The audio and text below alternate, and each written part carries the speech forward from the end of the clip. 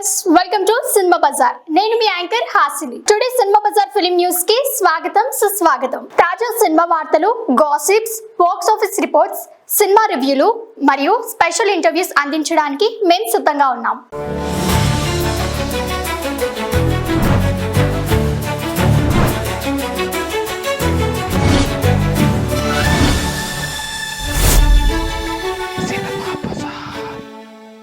పహల్గామ్ దాడి, ఫౌజీ చుట్టూ వివాదం.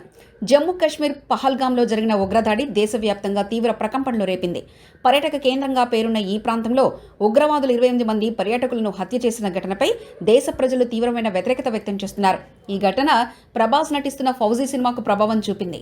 హను రాఘోపుడి దర్శకత్వంలో తెరకెక్కుతున్న ఈ సినిమాలో హీరోయిన్గా నటిస్తున్న ఇమాన్వి చుట్టూ వివాదం చెలరేగింది.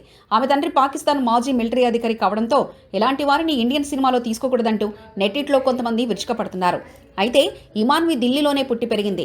భారత పౌరురాలిగా మోడలింగ్ నటనలో పేరొందిన ఆమెపై ఇలా ఆరోపణలు చేయడం న్యాయమా అంటూ మరికొంతమంది సోషల్ మీడియాలో ఆమెకు మద్దతుగా నిలుస్తున్నారు. ఈ పరిణామాలతో ఫౌజీ మూవీ వివాదంలో చిక్కుకుంది. ప్రస్తుతం ఈ వివాదం ప్రభాస్ అభిమానులను ఆందోళనకు గురి చేస్తుంది. సినిమా బృందం దీనిపై ఏమైనా స్పందిస్తారా అనేదే ఇప్పుడు హాట్ టాపిక్.